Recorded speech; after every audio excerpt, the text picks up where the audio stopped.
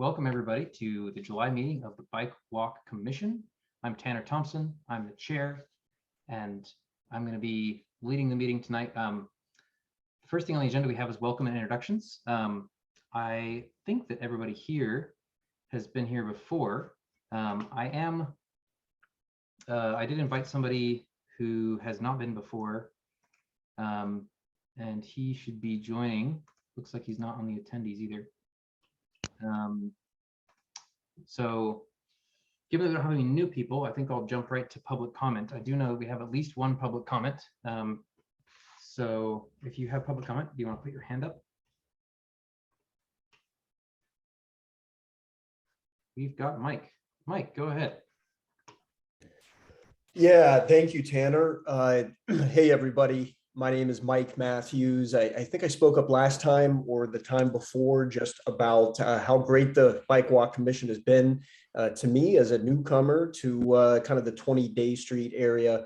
And as I mentioned to Tanner a little bit earlier on, I am noticing some issues on Water Street here, just some traffic issues as somebody who gets around about 95% of the time on foot and on bike and/or on bike. The traffic issues are something that is definitely a little extraordinary for my eyes. So just wanted to bring that up to the group. Look, I understand, the TMP is doing a fantastic job. The city is doing a fantastic job with all of their projects on Wall Street. So I certainly understand as a former city government employee myself that, attention might not necessarily happen right away. But I did want to ask the city and also, members of the public, members of the commission, and kind of everybody else, what is the legacy of Water Street traffic issues? What are the issues that have been brought up in the past? Is anybody else seeing this, or am I just a crazy, nosy neighbor here? Well, thanks, Mike. For the record, I don't think that we will put the crazy nosy neighbor in the notes, in the minutes. We reject that entirely. Greg, do you want to take the first stab at responding to Mike? Well, before he does, can we ask him to be a little bit more specific as to what the issues are? Sure. Yeah. I mean, Yeah. that there's issues is very vague in general, and it would be nice that Greg knows specifically what his concerns are. No, certainly that's a really good place to start. So namely, it's just about every day some sort of traffic issue. Speeding cars like crazy. The 25-mile-an-hour speed limit here is not observed by, I would say, 30 to 40% of the cars. And you may think I'm exaggerating, but I do think it is that high. It's also difficult to just simply walk across Water Street from any of the adjacent streets, I guess we could say, as you're walking towards Sono proper, towards the waterfront. It's dangerous. I walk my dog quite often, or many times a day, and I just feel kind of unsafe, and now I guess I kind of feel ridiculous bringing this up, but I just feel like with all of the traffic, the speed, the kind of disrespect, what I would say, for bicycles with the bike lanes that are great, but there are not, the designated width. It's a difficult place to get around unless you're driving a vehicle. I can go more specific than that just very quickly. I have seen I've been here 3 months, so I realize that I'm new, and I'm happy to hear of anybody else that is saying, look, it's not that bad. There are other areas of the city that are worse. I'm happy to have a quick little public discussion about this. But I've seen almost 3 traffic accidents in the last 3 months. So it's about 1 a month, where little fender benders, one that almost got fisticuffs that didn't quite happen. That was a little alarming. So. Thank you, Mike. I appreciate the coming forward and discussing it. One question I have for you, is there anywhere specific on Water Street that you see the issue? Is there any specific segment? I know you said you live on Day Street. Where do you see most of the issues on? Oh, you're on mute.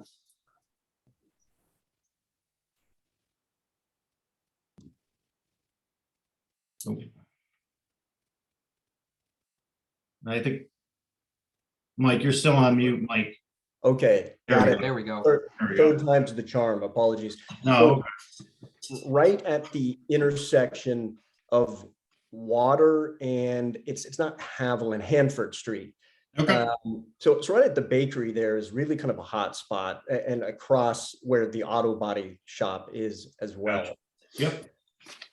Okay, yeah, I mean, looking at what we have going on right now with the master plan and a lot of other planning, future planning documents that we have in the works right now. Water Street isn't listed on one of those right now to be looked at, but we can definitely go out and collect some data. Obviously DOT did have counters out there in 2020, but we would put our own counters out there, especially since you gave us a location.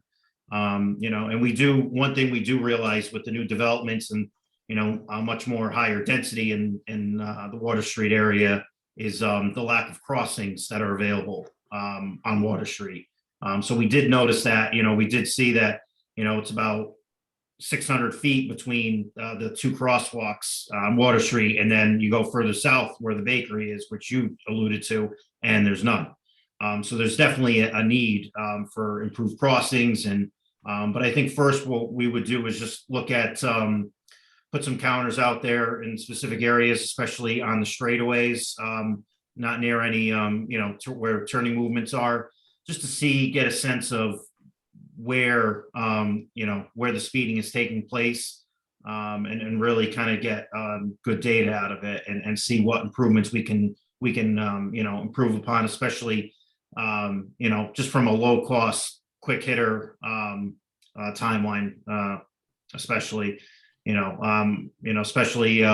Just putting in speed signals, speed flashing signs, just to deter speeding, because it is, like you said, it is 25 miles an hour, and there is bike lanes on there, so the travel lanes are already pretty small width wise, pretty narrow already. So we definitely would look to improve any way we can to slow traffic in that area. So, but the first thing we would do is just put some counters out and Can you get stop? some Sorry. Yeah.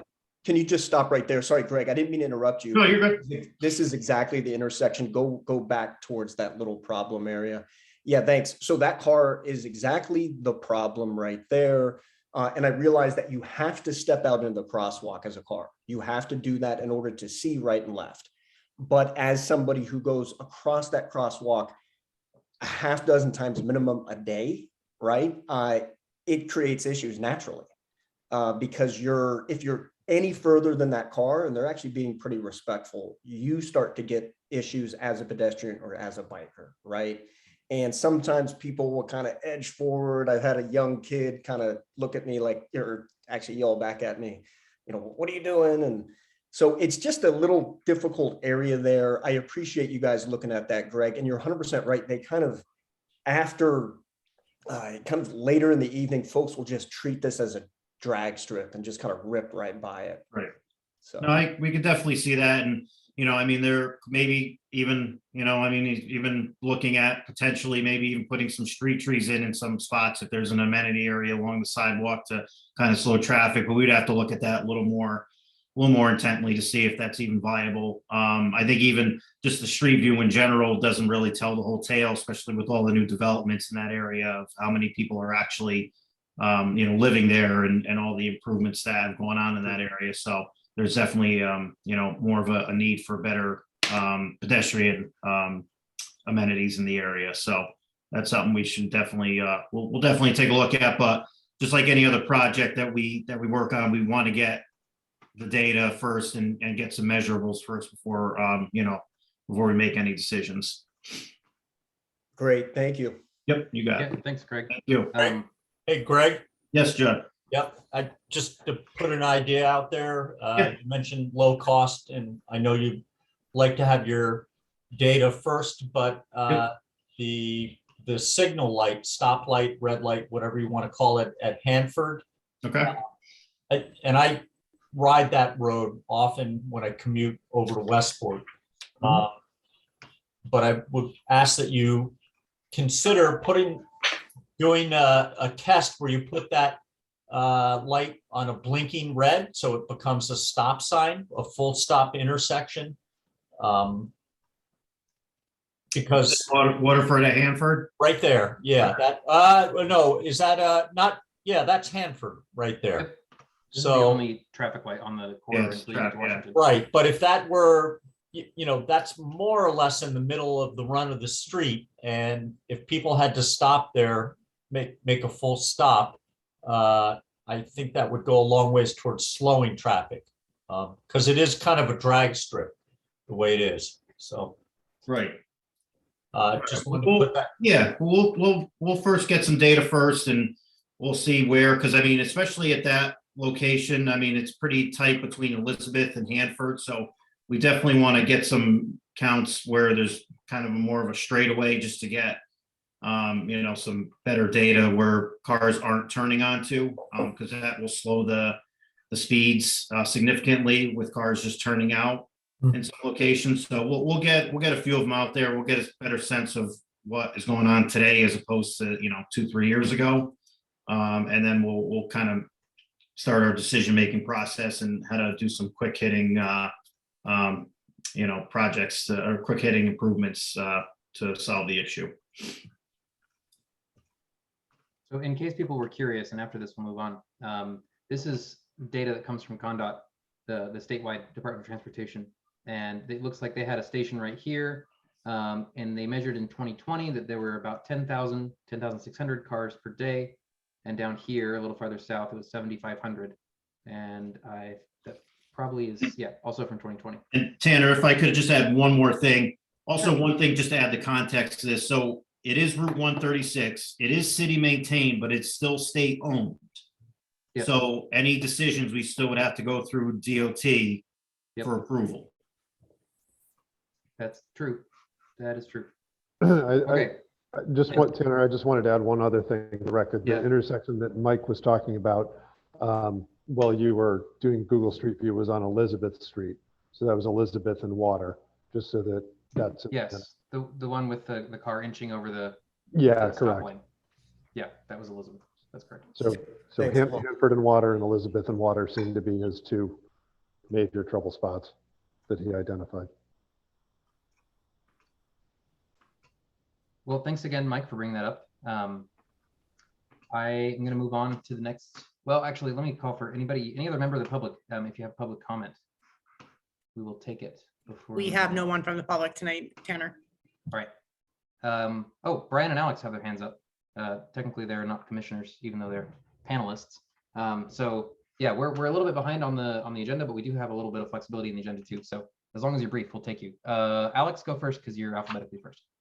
Okay, short and sweet. I was just wondering if there's an update on the bridge, the progress of the bridge on Strawberry Hill Ave.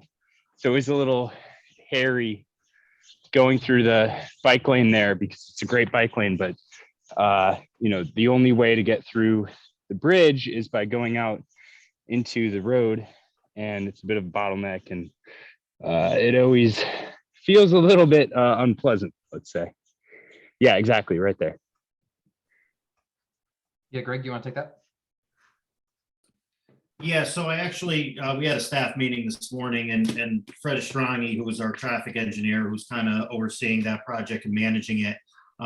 He said there was, he didn't really have any new updates as far as completion or how the project is kind of going so far. I haven't been involved in this project at all, but the only other thing he mentioned was just they're kind of just continuing along with the improvements, and you know they're on schedule right now to complete. So I haven't seen Do you any. know what that schedule is, Greg? I do not off the top of my head. Like I said, I wasn't involved in it, so I can't give any timelines to when the completion date is, because there's this project and then there's the one on 95 that they're doing, you know, parallel to each other at the same time. So they're kind of working in unison together to finish the projects together. So I don't want to give timeline that typically is publicly noticed. Like, is that findable or is it not? No, that's not really findable. I mean, it's really just updates based from the contractor giving updates to the city, how their progress is going. You know, they can give up, you know, a timeline of when they're going to be done, but delays in product and staffing and, equipment and whatnot, that causes delays. So I can't give a timeline without talking to the contractor. Gotcha. Is that something you could reasonably get, or at least try to get before next month's meeting? Yeah, I could try to get that for you. Yeah, Fred may have more of a definitive update because he's talking to the contractor on a daily basis. So we can try to get that update. Great. Well, then we'll look forward to that. Alex, that was all from you, right? Yep, that's it. Thanks, Greg. Cool. Thank And you. thanks for coming and making a comment. Brian, go ahead. I just want a quick thumbs down and then thumbs up. I was driving to work or riding to work a week ago, and I went over the bridge from East Norwalk to South Norwalk, and they've replaced all the storm drains. And they put one of those storm drains that is in cycling accident memes, nine parallel bars to the road. Like it was an accident waiting to happen. And a week later, it was still there. So I got to work. I'm like, I had a few minutes. So I filled out some DOT complaint kind of form. Had nothing to do with it because by the time I got home from work, it had been replaced. So that made me happy. So it wasn't me. Someone else had already said, hey, you put the wrong thing in there. So that just made me happy. I wanted to say something good happened. Meanwhile, I almost killed myself on 4 other the new ones on Main Ave that morning.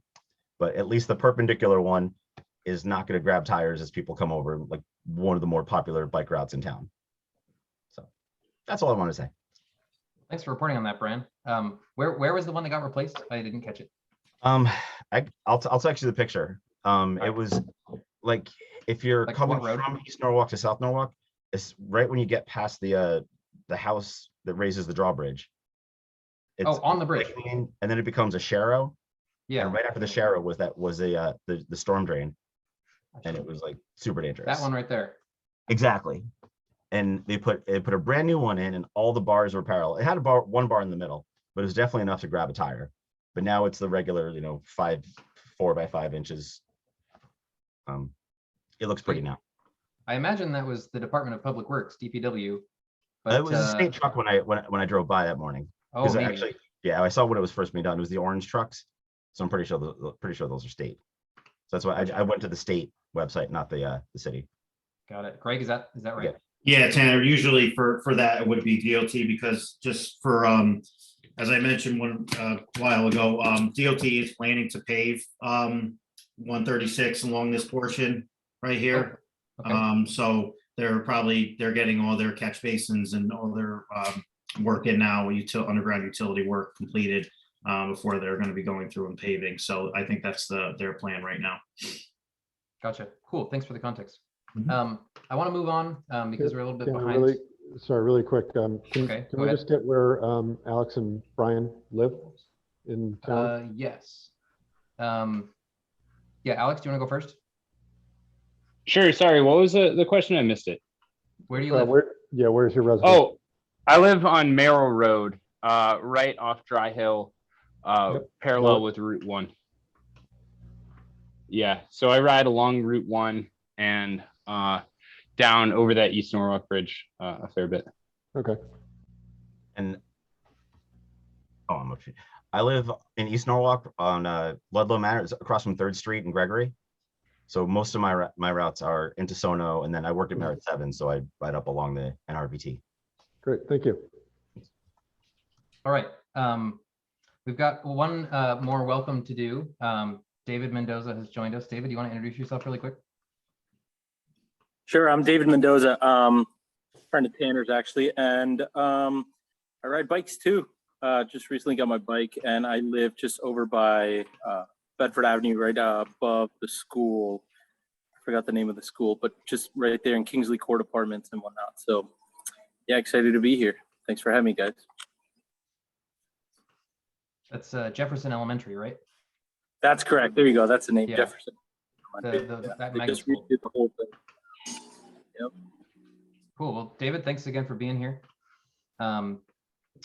Let's move on to our next agenda item, and that is TMP updates. So we got lots of updates from Greg. I'm excited. Some of them I don't even know the details of yet, so I'm looking forward to it. Greg, you have the floor.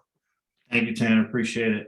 So just going through real quick about some existing projects. So the Highland Ave Safe Routes to School project, which is sidewalks from Charcoal Road, just north, all the way up north past Brian McMahon High School and Brookside Elementary, going up north of Meredith Court. That sidewalks and curbing construction are set to begin next Monday. So they'll be actually shoveling the ground, and the sidewalks, curbing will begin construction, which is very exciting, as this has been years in the making. So if you're out that way, you will see next week. They've already kind of started going out and doing some preliminary searching out in the field, and so next week they'll actually put a shovel in the ground and begin construction, which is very exciting. And that will add about 1 mile's worth of sidewalks and about 2 dozen ADA compliant ramps and crosswalks. So very happy to see this happening after years of planning and funding as well going towards this project. So that will kind of complete the existing Safe Routes to School project that was done years ago. So very excited about that. Great news, Greg. Yeah, anybody? For people who might be new or don't remember, can you just give us the quick highlights of this project, like the crosswalk, for example? So we're adding a raised crosswalk between Lenox and Devil's Garden. So if you're just north of Brian McMahon High School. Yeah, so it's just going to be a little south of where the existing crosswalk is there right now. And there'll be RFBs for signal pedestrian crossings as well that will be placed there in the mid block. And then there'll be another crosswalk at grade with the roadway south of Brian McMahon High School as well, which will also contain RFBs. Because whenever we see a mid block crosswalk without any stop control for vehicles, we always look to add an RFB for pedestrian crossings to make sure vehicles are aware pedestrians are crossing the street. And RFB is a rapid flashing beacon, right? Correct. Yes. Yep. So pedestrian will hit it, and then it will flash to alert vehicles to yield to pedestrians crossing the street. And there will also be pavement markings in the road, the triangles in the road that will also where the vehicles will need to yield to pedestrians about 20-25 feet back of the crosswalk. That also improvements also include bituminous sidewalks. Sorry, Greg, just to give an example, I'm pulling up this is a rapid flashing beacon that we already have, right? This is on Flax Hill. It's actually close to where I live. Yep. But this is what you're talking about, right? That'd be it. Yep. So the pedestrian hits a button right here, and then this sign lights up and flashes. Correct. Yep. Great. Cool. Thanks. Move on. Yep. You got it. And then so there'll be sidewalks, and then from Charcoal Road on the north approach side of Highland Ave. So if you want to just zoom right back over there. Charcoal. Is this Which charcoal? is south of Brian McMahon. Oh, on the south side. Yeah, on the south side. We'll start there. Charcoal. There it is. Yep, so start from Charcoal Road on the north approach side, and the sidewalk will take you all the way up just north of Meredith Court. So it keeps going all the way up almost to Flax Hill. And that will be an asphalt walkway, and that will be a 6-inch reveal of a cast in place concrete curb as well. So it'll be at a different level than the vehicles are traveling at. So there'll be a 6-inch reveal there. And then there will also be another sidewalk segment if you go to Devil's Garden just south of that.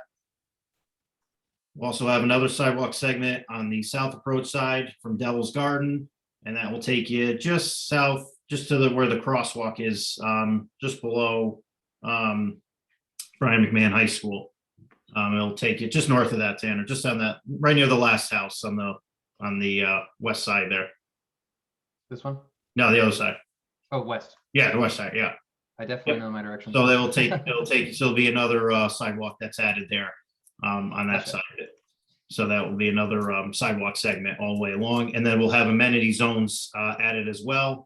In total, it's just under about a mile's worth of sidewalk in total that's being added. There is a sidewalk, if you want to call it, that's there now along this area, but it's very narrow and the curb is nearly non-existent.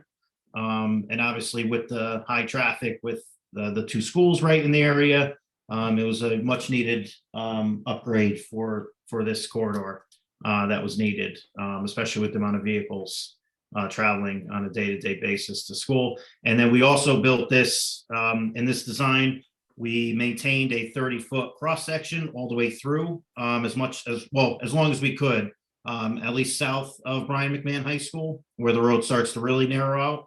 But from Flax Hill to just north of Highland Court, we maintained a 30-foot cross-section, so we can, when this project is completed, we'll look to pave the road and then stripe bike lanes, bi-directional bike lanes with 10-foot travel lanes. So that's how we built the project. And some portions of the sidewalk will also have amenity zones as well. There are some portions that were pretty wide, where we were able to get in an amenity area, and we'll look to put some street trees and traffic calming, more traffic calming measures. For the new people, an amenity zone is the strip of grass between the sidewalk and the road, right? Correct. Yep. Correct. And then, so going up where you are right now, Tanner, that's Flax Hill and Highland. Obviously, we're working on that project now, and the two projects will marry each other, and it'll just be one continuous sidewalk segment and an improved intersection at Flax Hill Road.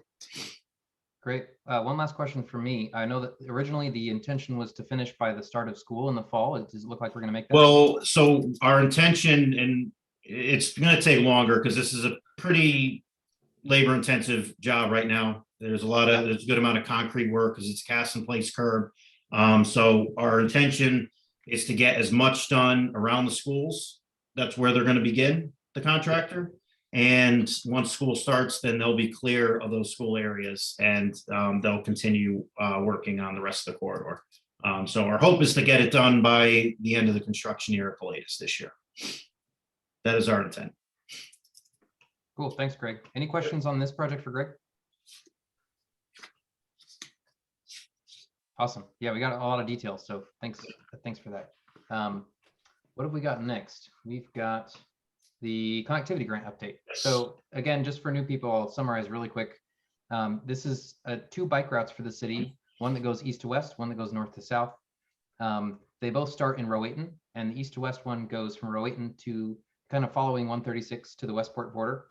And then the north-south one goes from Rowayton north past NCC, the community college, and then to the border with New Canaan. So, and then it'll be about half bike lanes and about half sharrows, roughly. Right. So Greg, what's the update? Yeah, and actually, Tanner, just to build on that, another portion of the connectivity grant is also a sidewalk segment on Hunter's Lane. It's about 1,200 linear feet of sidewalk on the western portion. So we'll connect between Ponus and Lancaster Drive, which doesn't have any sidewalk segment at all. So that's another portion of the connectivity grant that we have. So the final plans, design plans and submission documents, we're putting together right now to submit to DOT Policy and Planning Bureau. There's a lot of documentation that has gone into this, especially between the striping plans that we had to submit for DOT engineering, and then we had to do a complete sidewalk plan as well for the Hunter's Lane, along with cost estimates for striping and for the sidewalk segment. So, this connectivity grant proposal, some projects, in some cities are a little easier than others. This one's a lot to compile because there's a lot of moving pieces to it. And then on top of it, we also had to get interim approvals from FHWA for not only the bicycle boxes, but also for the use of green pavement and also red pavement as well, which we're looking to incorporate as well as part of this project. So we've had to submit to FHWA to get approvals for the use of those 3 things. We've gotten use for the bike boxes, obviously, because we've already put those in. But the green pavement and the red pavement have taken a little longer than we would have liked. So we're hopefully those will be coming sooner rather than later. And that will help the DOT approval process in regards to their approval as well, because they've signed off on our plans.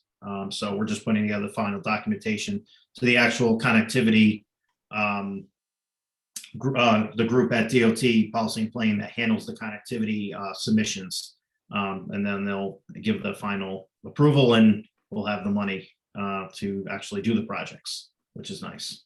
One other thing as well is, as I alluded to before, that there is paving that is planned on some of these roads. You know, on 136 Wilson Ave, which is part of the project. The DOT is planning at least on paving 136 on Wilson Ave for up to Meadow Street from Highland Ave. And then also they're going to be paving from 136 on Washington Street all the way on Fort Point, and then on Van Zant as well. They're going to be milling and paving. So their plan is to do that later this year. So our hope is once they're done, and we've been in coordination with them as far as their timeline, and once they've paved it, and then you know, and a combination of both of us will look to restripe the road with our new project on it. So it'll be fresh pavement and fresh pavement markings from this project on those segments of roads, which is very nice. So it's kind of, the timing does kind of work out for that segment. And then also the same thing for Richards Avenue between Route 1 and Cedar Street for the north-south portion as well. Right now that pavement is pretty beat up, and you know, working with DPW and you know, working in coordination with them, and that's definitely moving that portion to get it milled and paved. Definitely will be a big help and a major upgrade, because the condition the pavement's in right now is not very good on Richards Ave. So that's a big help to us in advancing this project earlier than was expected. So we're definitely happy with that. So yeah, I mean, I know this has been another project that's been years in the making, especially since I've been here 3 years now. So like Highland Ave, and we're very excited, and we're very hopeful to get this as much done as possible by the end of the year this year. Because on top of the installation of all the striping and the sidewalk, especially on the bike route, it's also a large signage project as well, throughout the whole corridor. And just as much as we're excited about it, DOT is very excited about it, because it's their longest on-street bike route that they've reviewed and gone through. So it's been a little tedious, the review process, and a lot of back and forth and coordination, but both sides are very eager to get this in, and you know, and kind of set the tone for not only for the rest of the city, but also for the rest of the state, as well as how they look at pavement markings and signage for bicycles going forward. Hey, Greg, quick question. Yeah. What are you considering the red paint for? The bus pulling on 4 Point Street. Okay, nice. Yep. Yeah, so we had to get an interim approval for that as well from FHWA. Any other questions? Yeah, could I ask a quick question? Yeah, go ahead. Are any of the new bike lanes planned to be protected? So not protected, no. There will be areas where there will be a 3-foot buffer in some areas. The one thing about protected, and this is something that, you know, we've gone back and forth on a lot, and the issue is we don't have the maintenance to clear of any debris that's in the way, especially with protected. If you have like concrete barrier or, you know, any kind of barrier in between, the maintenance to clear snow and whatnot, we don't have that kind of maintenance right now to do that. But this is a kind of a stepping stone project for us. You know, right now we don't have any bike lanes on some of these roads. So what we can do right now is bike lanes with the grant money that we have right now. This is what we can do and what we can get done right now. In the future, yeah, that would be great. Obviously, that's what everybody wants, but even cities that have a protected bike lanes, such as what Tanner's showing right now, it started as bike lanes and then evolved over the years. So this is kind of like that first step to getting there. So one day maybe, but right now, like what Tanner's showing right now, the city does not have something like that to clear debris like that. We only have the large street sweepers to clear the road. So. Gotcha. Is street maintenance handled by DPW? Yes. Yep. Okay. Yep. Okay. Operations held by DPW. Yep. Gotcha. Thank you. You got it. Any other questions? Nothing? All right. So moving on. So artistic bike racks. So obviously we installed the Shark bike rack in front of the Norfolk Maritime Aquarium. And then we also put in the Sono label on Washington Street, the letter Sono on Washington Street. And the city, we've heard a lot of positive feedback regarding both of those. And we wanted to look to install more around the city. So I'm gonna give a task to the commission and anybody else who wants to get involved. Obviously, Tanner supplied us with a great Excel spreadsheet of locations to put bike racks, and we certainly have looked at those and have gone over those, and we definitely want to build upon that, Tanner, and we appreciate you putting that To be together. clear, Ben did at least as much work as I did, so kudos to Ben. Well, whoever helped, thank you for everybody who was involved in that. And we'd like the commission to get together and maybe discuss more potential locations for artistic bike racks, because we've heard so much positive feedback from people from the public about them, and how aesthetically nice they are, but it adds a little, just adds another element, cultural element, if you will, and fits the theme of the area. So they want to see more around the rest of the city. We've looked at a couple other, TMP as a team, we've looked at some other locations.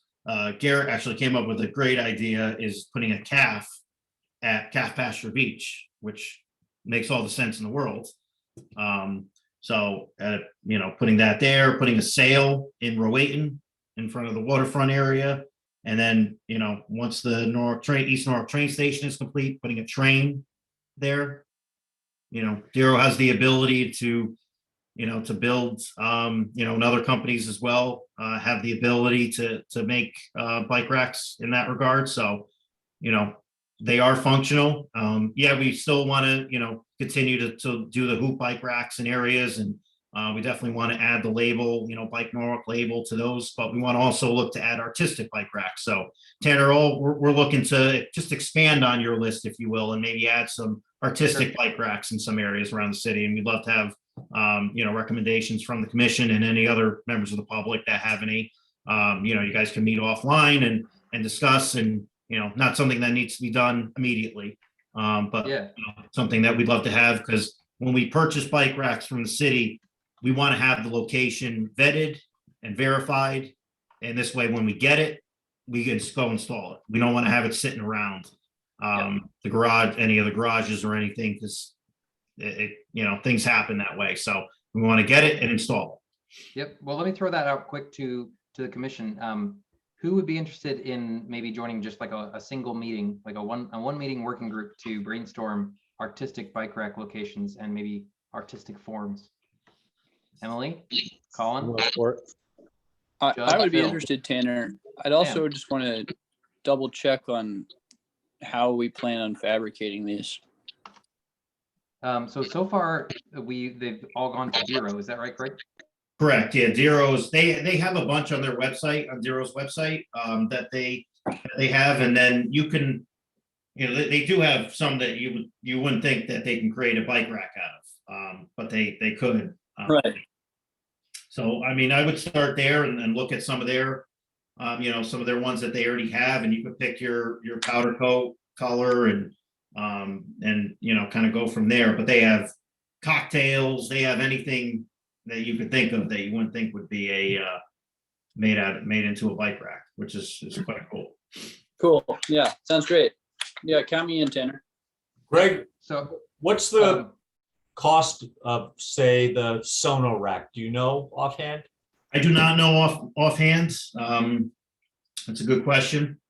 I wasn't involved in the bid process for that one, so I couldn't give you a figure. So, like I said, we bought one. This is more just we task you guys to just look at locations, especially specific locations. Not just this park or this street or whatever. Certainly, if we have a specific area, we could put it in. This way, if we need to install a concrete pad in advance, we can do that. But yeah, John, I would don't be so concerned about the price right now. We'll we'll see how many are put Yeah, together. I'm We just just- want to have a list. Curious, what they cost compared to a standard bike rack. Right, right. Yeah, that I couldn't tell you offhand. Greg, is that something you could look up and come back with next month? Sure, absolutely. Cool. I'll make a note of that. Thanks, Tanner. Yep. Okay, so as far as the working group, I got Emily, Judd, Phil, Colin, and Sam. Anybody else want to be? I'm just going to start an email chain. David? Yeah, I'll be part of it as well. Sweet. And Ben, I saw your hand too. We'll have great participation then. Tanner, I'd like to join as well. Julia. Okay, well, this is awesome. Just out of curiosity, is there a chance you guys can send a list of where you have potential bike racks you want to put, so we can think of, for that particular area, what kind of design we can incorporate there? Sure. So let me bring you up to speed really quick, because we've done a lot of work in this category already. So first of all, there's a map of municipal bike racks that Ben and I have been maintaining right here. All the blue ones are on city property and the red ones are on private property. There's a link to this on the commission's website, which you can find. There's also a link at bikenorwalk.org, which is a URL that I maintain.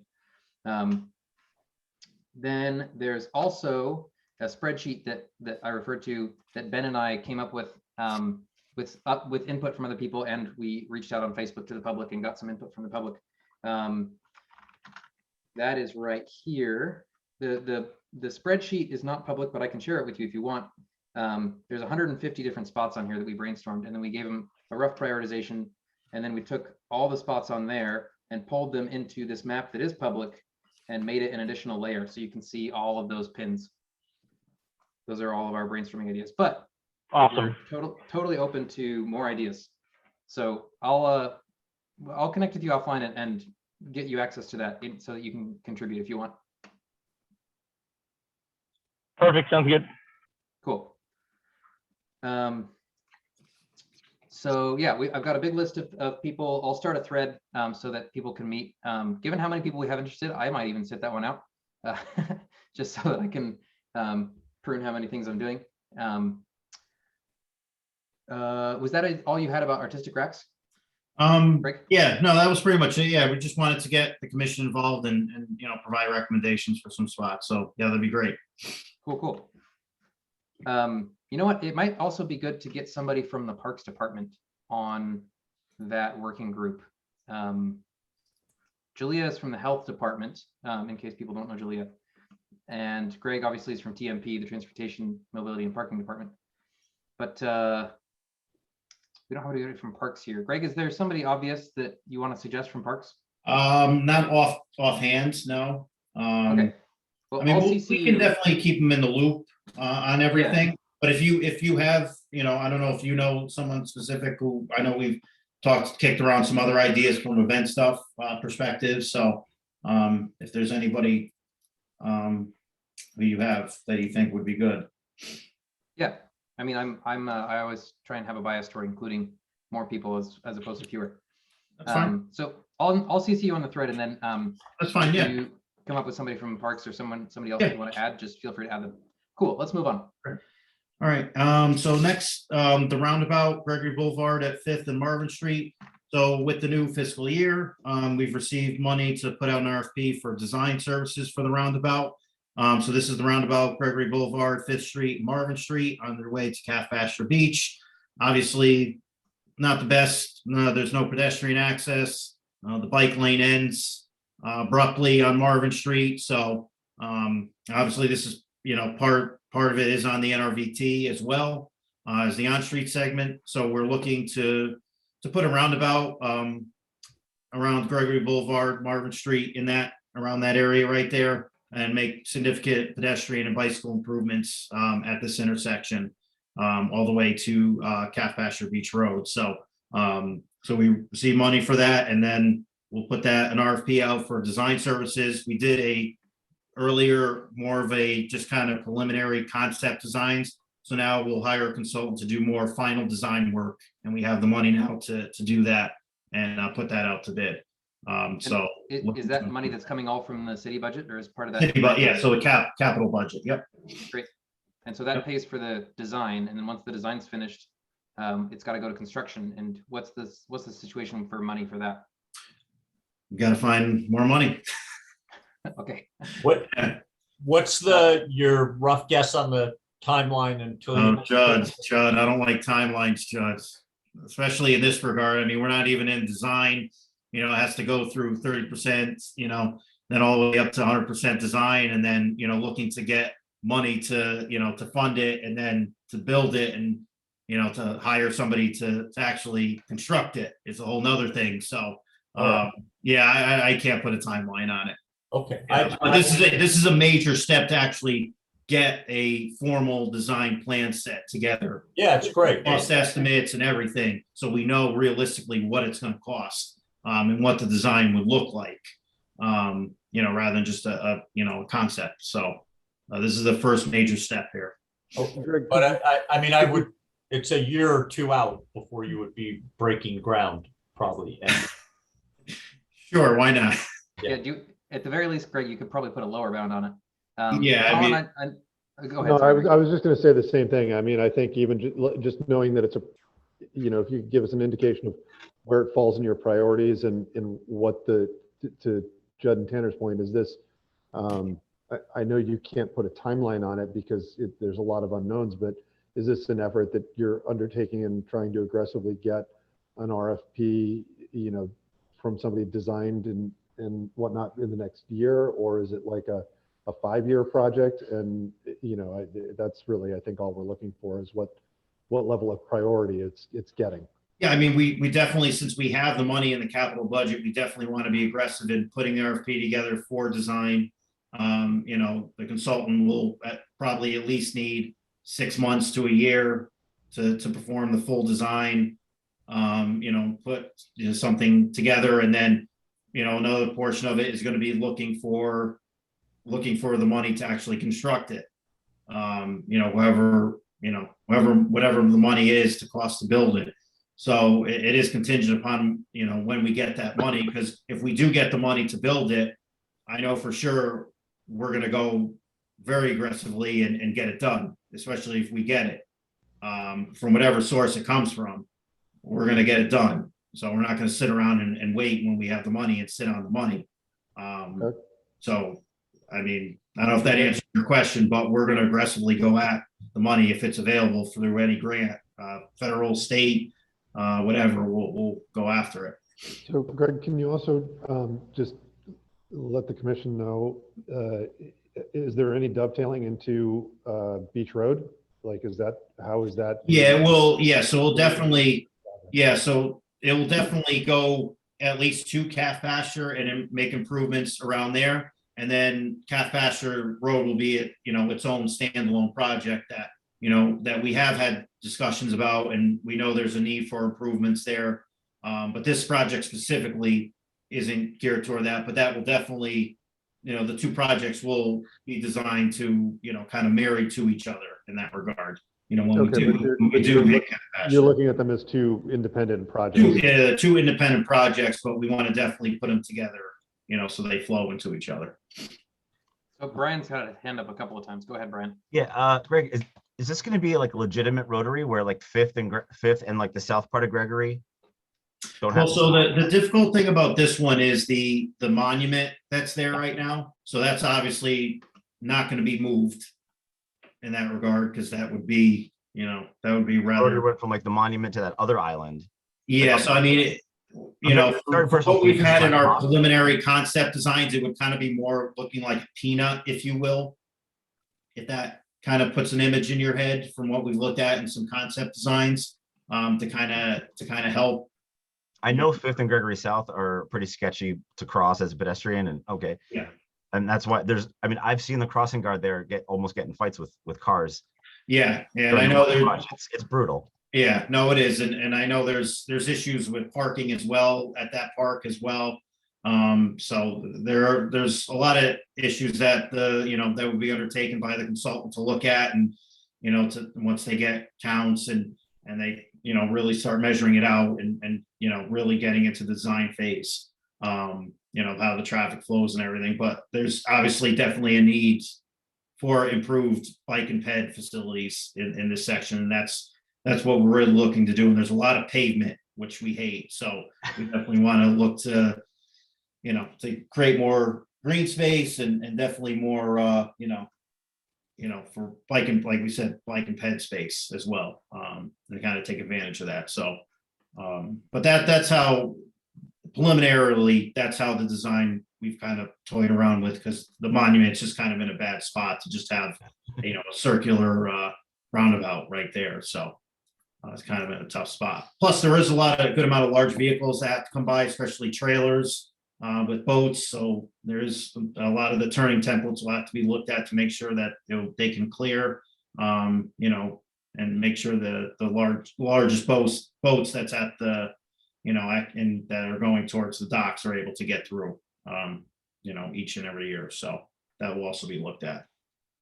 So still early, but still the money is there, and we're going to push this to get, now we're funded. We're going to push this to get designed and get that phase going and see what we can find for funding to complete the project. Thanks for the update, Greg. I'm just checking in on our time. We are running quite a bit behind. Okay. Do you mind giving just a concise update for these last 2 points? Yeah, so real quick, Soundview at Cliff Street and Oak Street. We've put together, TMP and DPW have worked together to put in new sidewalks and ramps at Soundview and Cliff and Oak Street. And also we'll be making it a all-way stop control, which right now on Soundview, there is no stop control. So we'll putting in ADA ramps, more sidewalks, and have crosswalks on all legs of the intersection. So once that's all completed, then Soundview is going to be paved, is going to be paved in that area as well, which is much needed. And that will definitely improve walkability around this neighborhood as well. So that's been a nice project to coordinate with DPW and work with them to continue to push this through, and hoping this gets done pretty soon as well. Any questions? Nope. Okay. And then real quick, complete streets design guidance. So the RFP is out.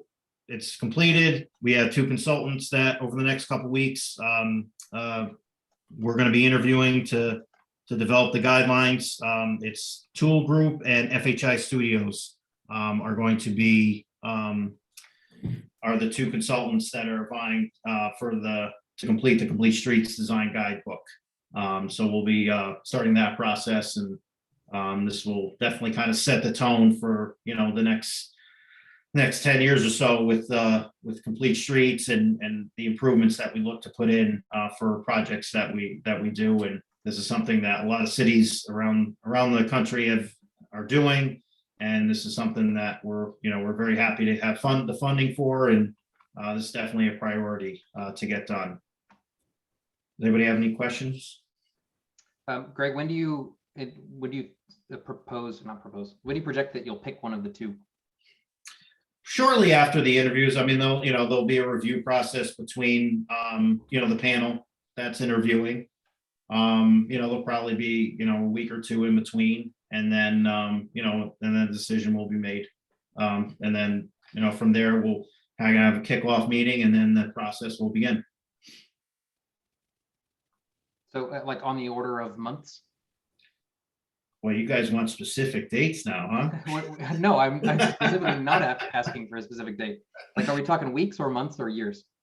It's definitely months, to complete. I mean, there's a lot that's going to go into the guidebook, that's going to address if, any scenario, and, kind of lay out a full range of improvements that can be done in a lot of cases.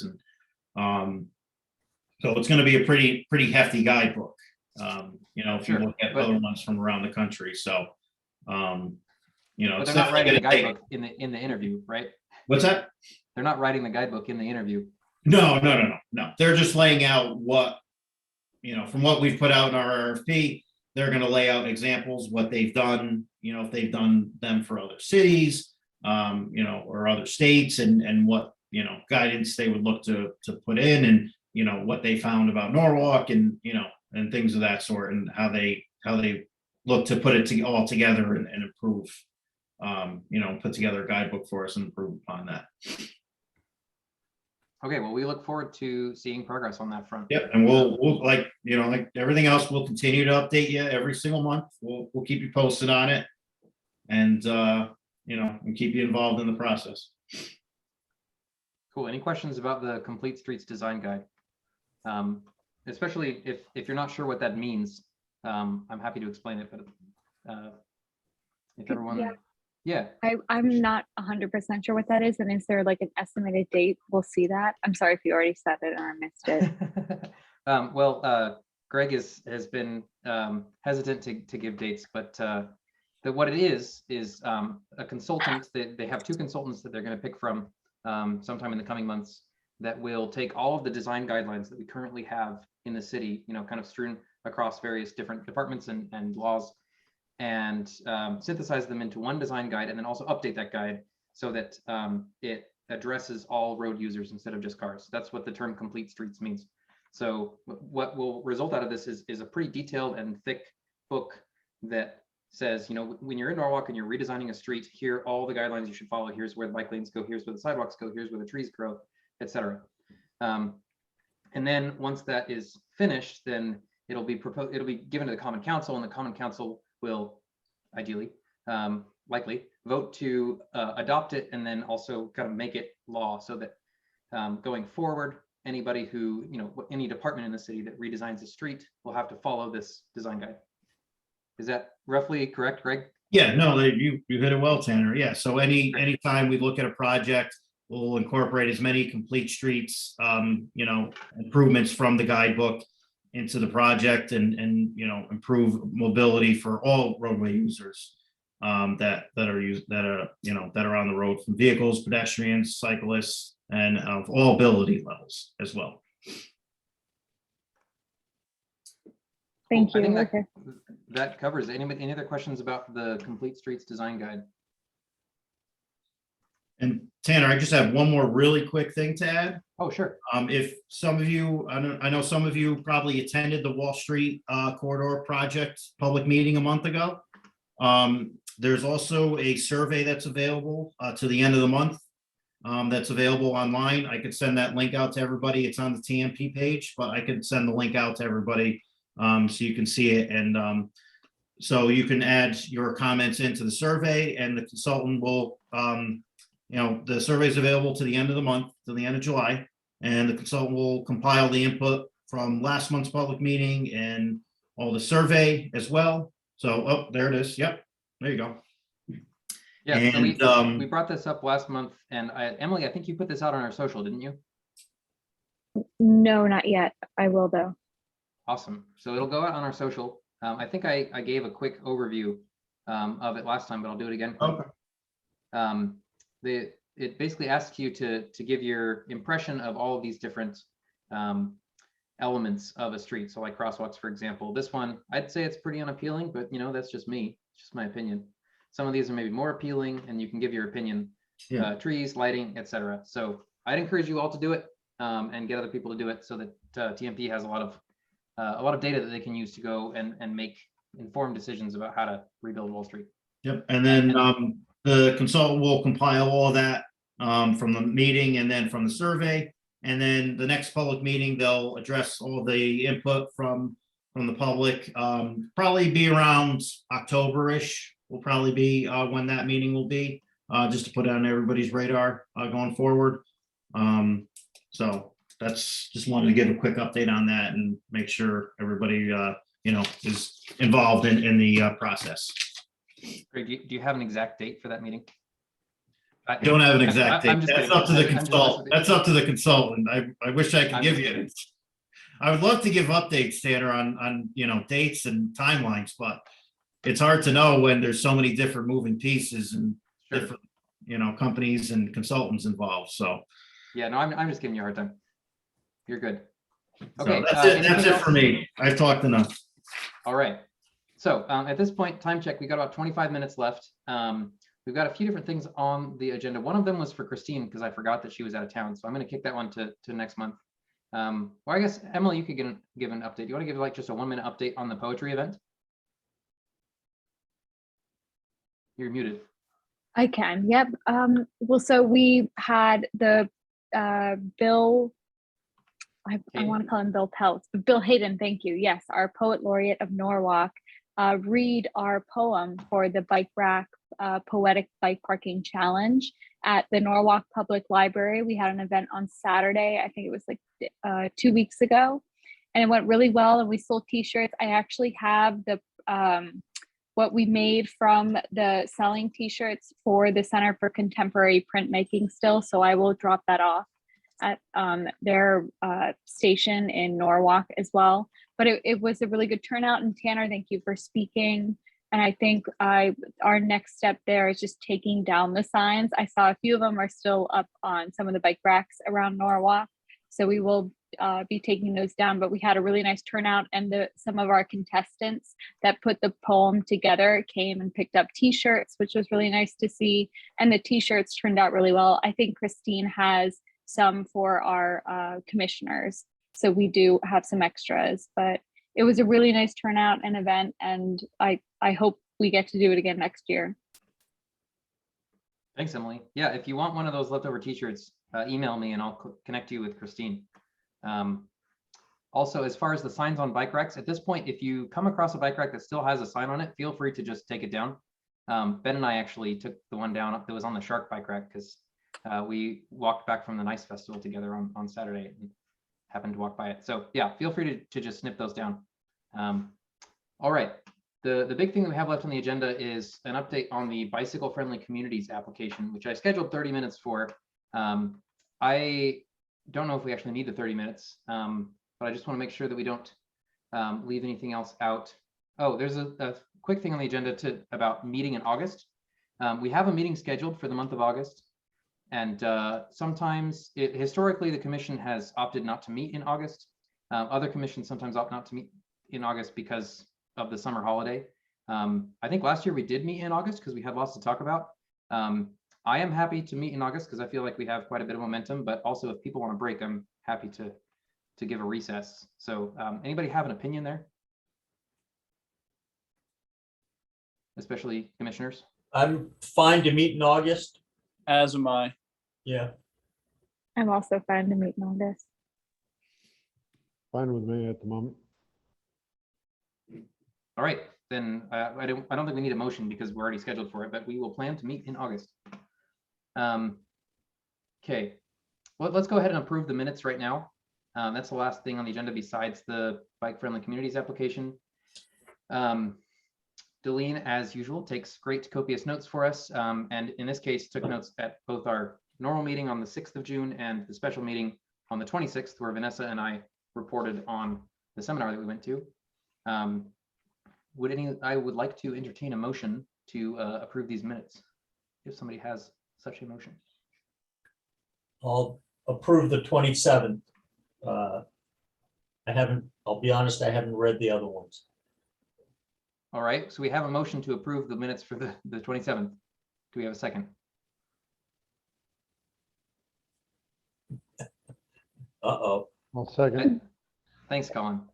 All in favor of approving the 27th minutes?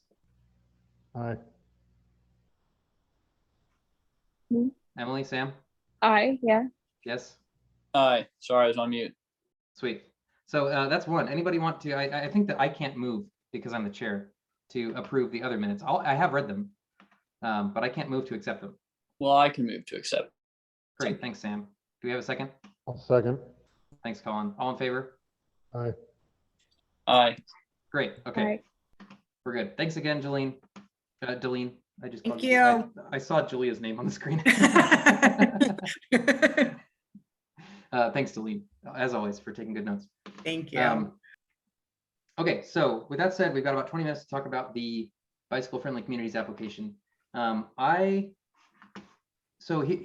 Just as background, so there's a nationwide advocacy group called the League of American Bicyclists, and they do a lot of good work. They advocate for policy at the national level, and they provide lots of resources for local groups to make their communities, make their businesses, universities more bicycle friendly. And they have a program here. I'm going to share this right here. They have a program called Bicycle Friendly Communities, which is essentially an award or a designation that you can apply for and receive. I guess the program is called Bicycle Friendly America.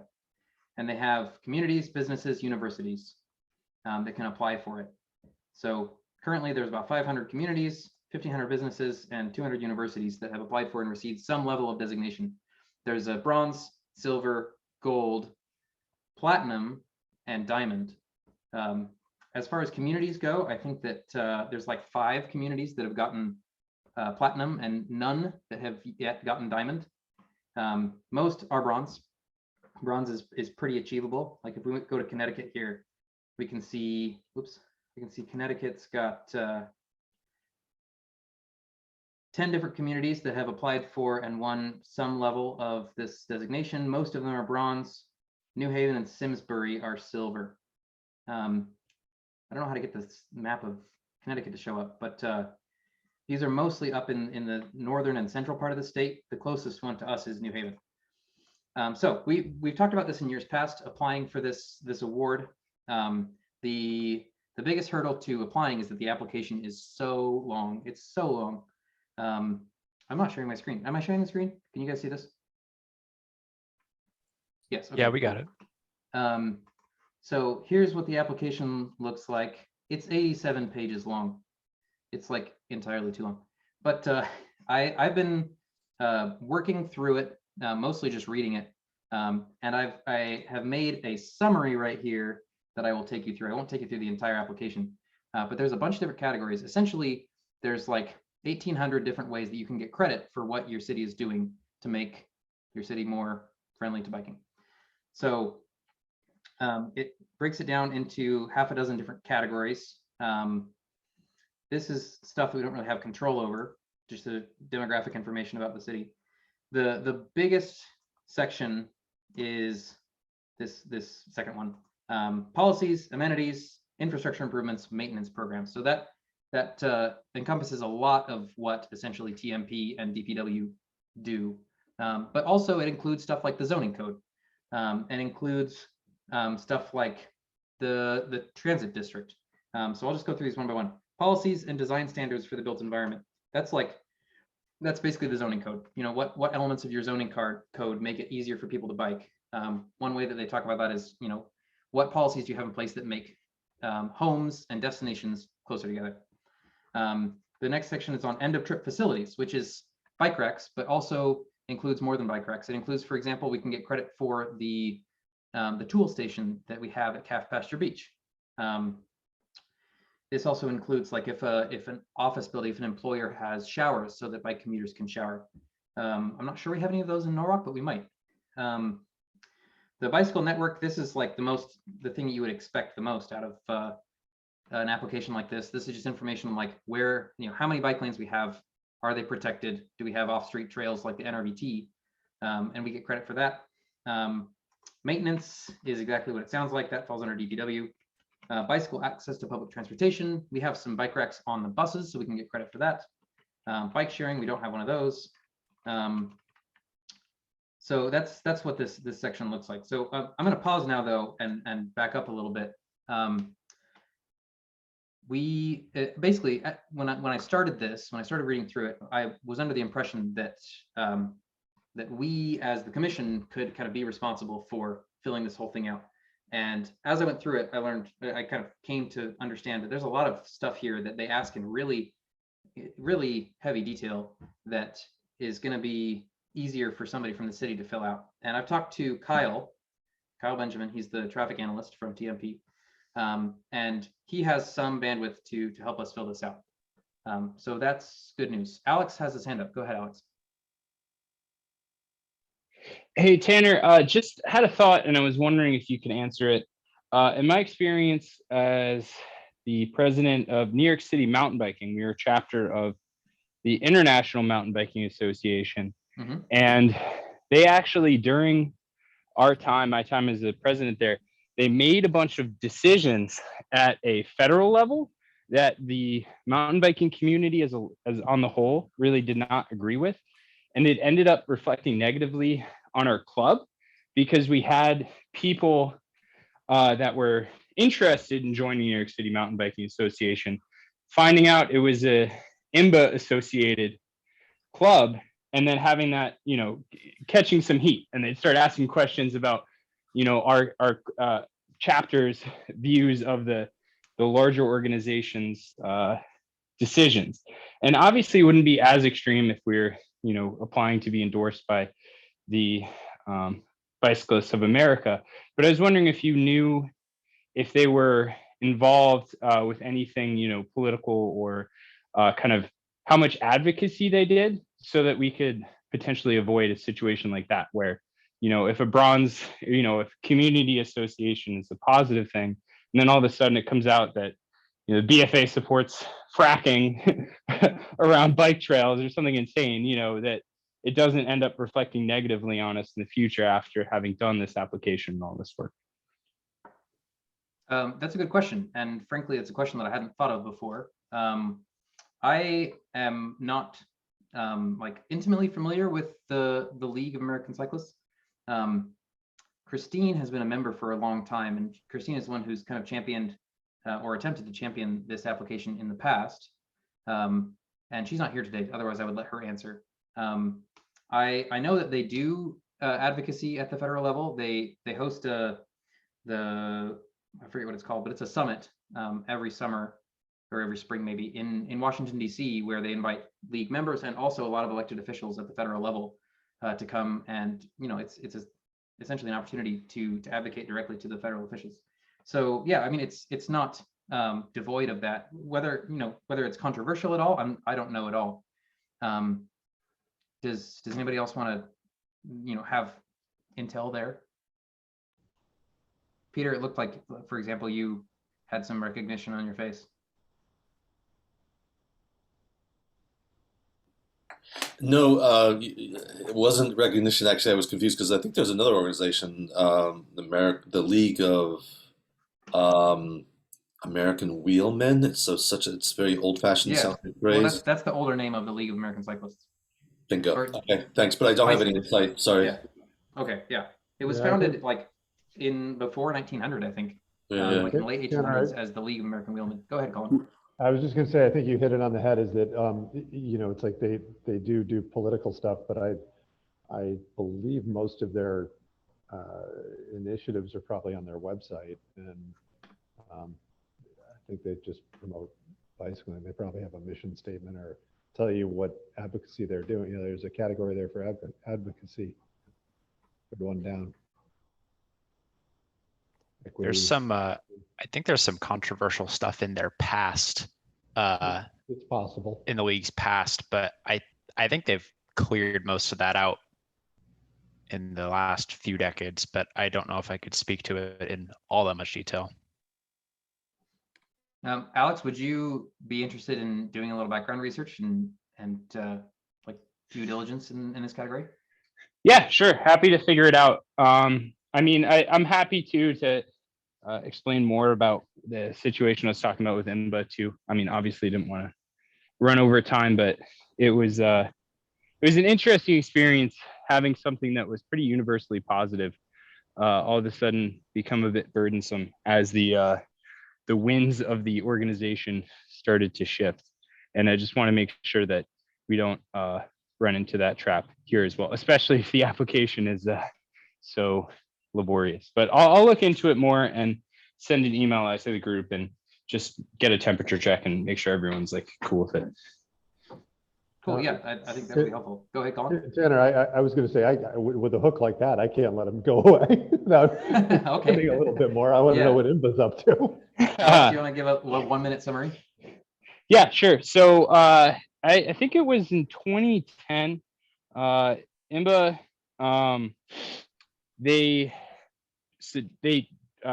Congress was going to support biking in national wilderness, and they were going to massively expand the amount of land that was counted as national wilderness. And IMBA wrote, the president of IMBA, his name is Dave Weens, he wrote a letter to the senator that was sponsoring the bill saying, do not do this, we do not support it.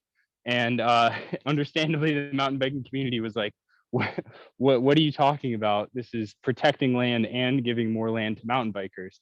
But they took the stance that it was going to create too much work at a local level for small, let's say South Dakota local IMBA chapter, all of a sudden would have thousands of more acres, in some case, 10,000s of more acres of trails and land they'd have to manage. And that would be overwhelming. And the IMBA as an organization would be better suited having fewer acreage of land and more resources to build trails. And then there was a whole kerfuffle about the type of trails they were building, because IMBA was trying to build kind of more accepting, let's call them green trails. And the majority of the mountain biking community is pretty hardcore, and they wanted something that was a little bit more challenging. And so it was a whole thing. It was actually a bit of a feather in the cap for the New England Mountain Biking Association, because at the time they vocally split off and broke up with IMBA and, started to build more rugged, difficult trails around New England. And, were pointing to themselves as a local, regional advocacy organization that was doing more for their community than getting into fights with senators over federal land grants that at the end of the day didn't make that much difference to the community. So it was an interesting experience, and happy to talk more about my time as the New York City mountain biking chapter. Organize a ride there too. That's a great set of trails that we built in Manhattan. So I hope that satisfies everyone's interest, because it was a bit of a drama. That's enough for me. Thank you. Yep. It does remind me of there's an aspect of the application that might be relevant to what you're talking about. Like you mentioned that the IMBA kind of came out on the side of building easier trails, whereas the community wanted maybe more advanced rugged trails. I think that the league here, I think they have more of a focus on like inclusionary cycling, if that term makes sense. Trying to make cycling more accessible for people who maybe are on the margin, like who may or may not bike, as opposed to people who are definitely already biking.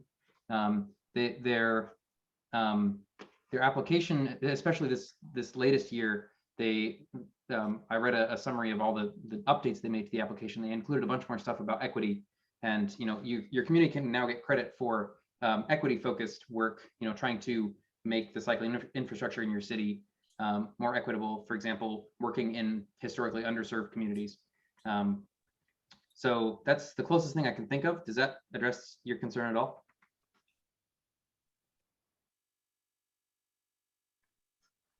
Yeah, and just to be clear, it wasn't a concern. I'm all about this. I think it's a cool organization. I'm happy to help contribute to the application. I just mean to highlight it to the group because it was something I certainly did not appreciate as a potential pitfall when I was running a IMBA affiliated, a chapter of an association that was a broader American level initiative instead of a kind of smaller, more regionally focused thing.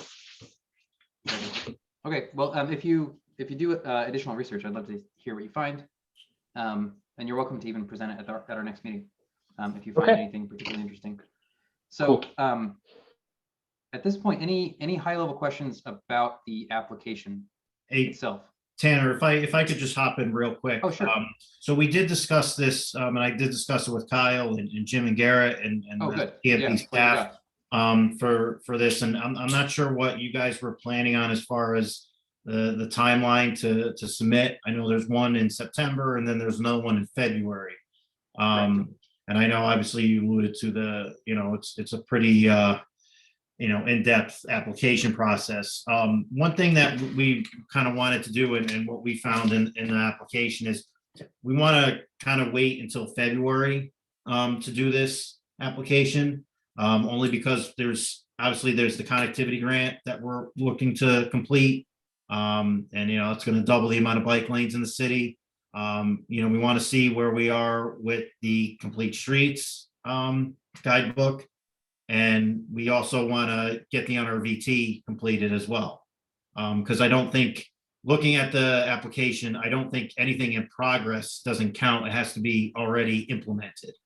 That's not entirely true. There is a No? section where you can get credit for what's in progress. Obviously, you'll get more Yeah, credit. I mean, I just think we discussed it today. It was just, we think there would be more, we would get a higher rating if we had these projects completed rather than just in the process. Sure. Yeah, I don't imagine that's false. You know, we just don't want to rush to get it done where we can get a potentially higher rating in February as opposed to September. Colin, you had a comment?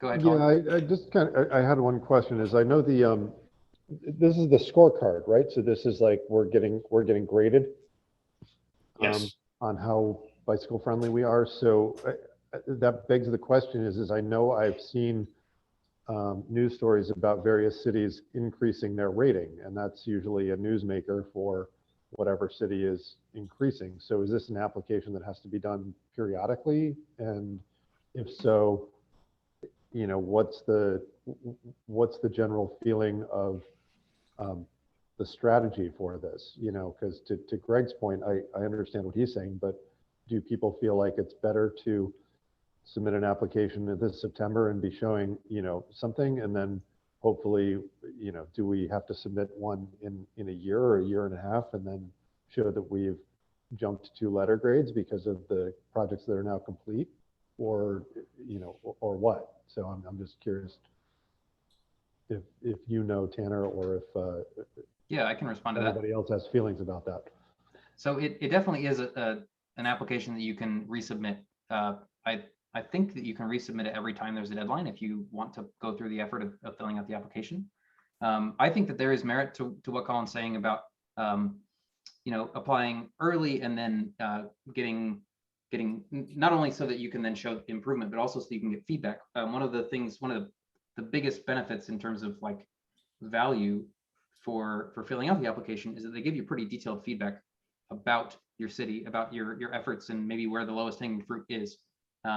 Because I've never done this before, and I've also never worked for a city, I don't know exactly how much they give and how valuable that is. But that is something that they advertise. Additionally, there's value that Christine told me about. I haven't read about this yet, but Christine pointed out that as soon as you have gotten one of these designations, even if it's bronze, that the league will write letters of support for any grants that you then apply for that are for bike infrastructure, which seems like it could potentially be very helpful. So with that said, Greg, are either of those enough to consider shooting for the September deadline? It is the end of September. It's September 29th. So in our discussions that we had today as a staff, we have a lot going on right now. And I know there's a lot of data that needs to be submitted from our end. And we don't think we can meet that deadline. And we as a group, we all agreed that February would be more beneficial once these projects are done. And Jim, Garrett, Mike, everybody, Kyle, everybody was on board with doing February, because then we feel like we're being rushed to complete this, because not only is it the summertime, who's going away, that we have all these projects that are in the hopper right now that we're working on, and we just don't know how much time we're going to have to do this, to fill the part that the commission can't complete. You know, all the data, the mileage, all the projects, all the pending projects. We're not, you know, there's a lot that's going to go into this that we as a staff don't know if we can complete by that time. We don't want to rush and then find out we'll get a lower rating, when if we just wait till February, we'll get a higher rating when these projects are done.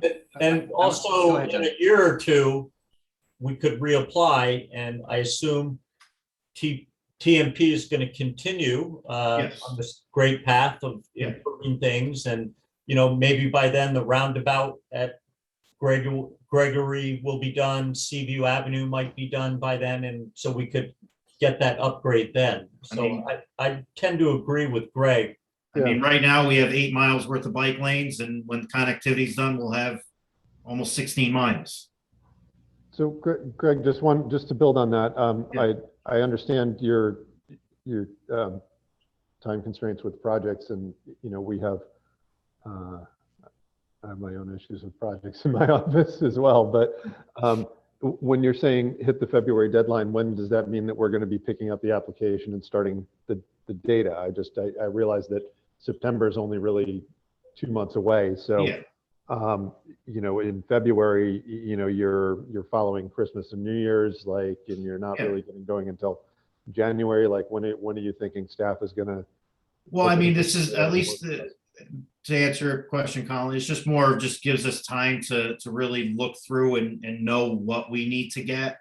And especially as we get, you know, as we may potentially get more staff as well in TMP. So it just gives us more time to get these questions answered. And it's not that we would wait until, you know, I got first you. I year got you. So, and then so start.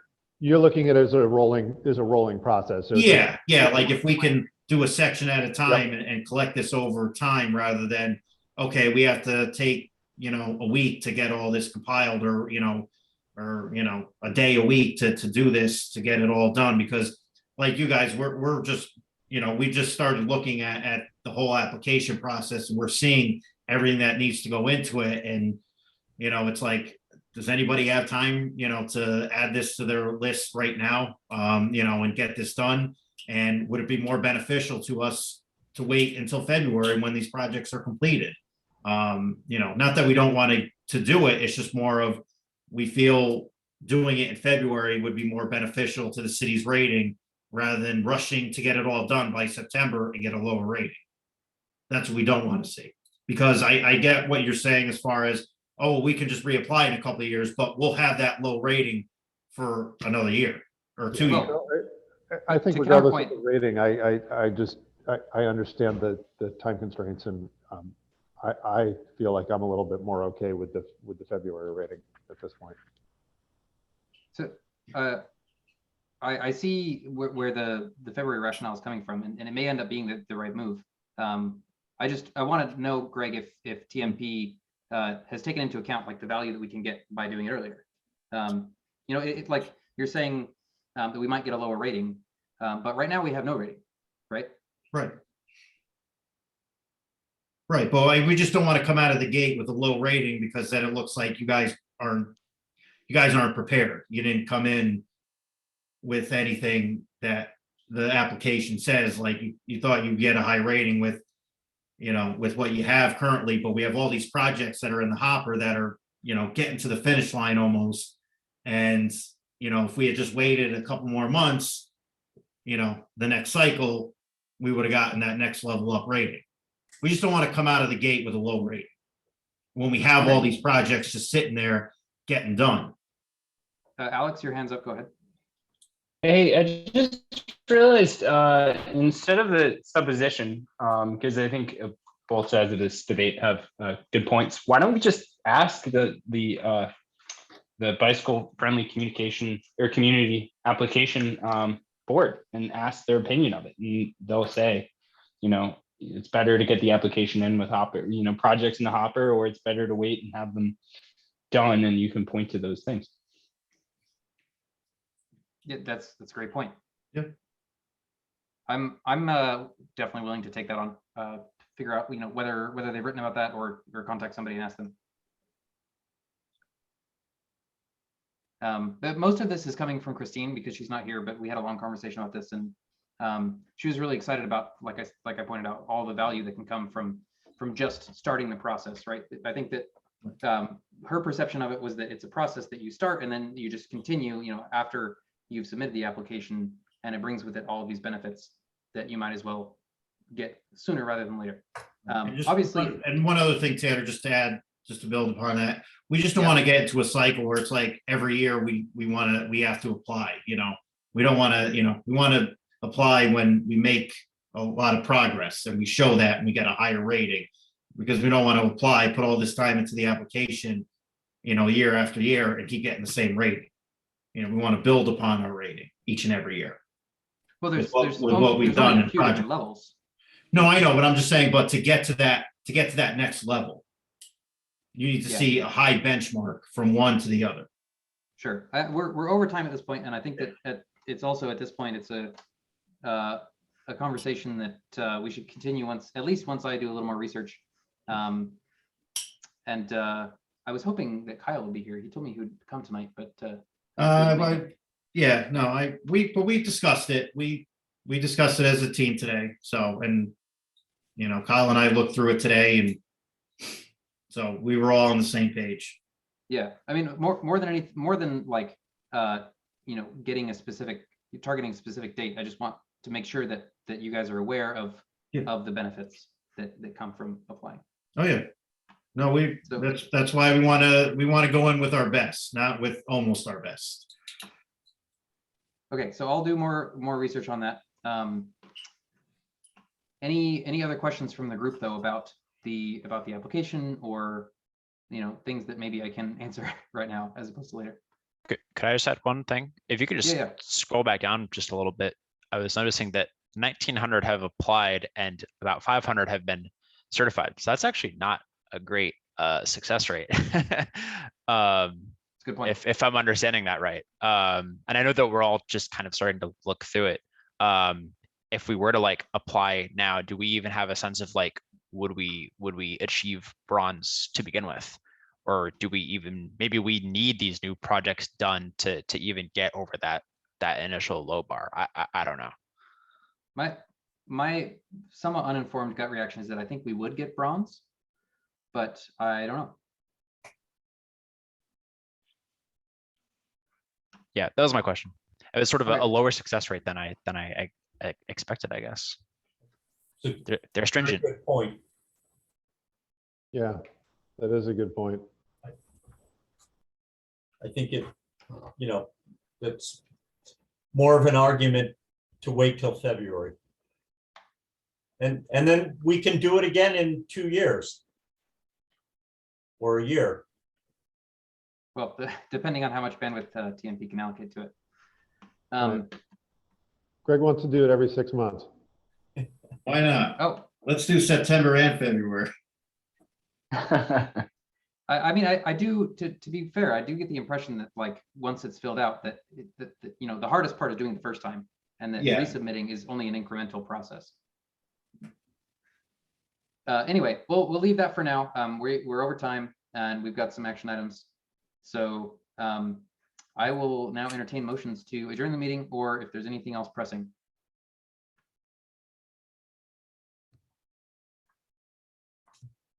I can't move to adjourn the meeting. I'll make a motion to adjourn. Thanks, Judd. Second. A second? Seconded. Thanks, Sam. All in favor? Aye. Cool. Aye. Alrighty. Well, thanks everybody for coming. Thanks for participating, and we'll see you all next month in August. Have a great night, everyone. Thank you, See ya. Billy. Thanks, everybody. Have a great night. Thanks, everyone. Bye.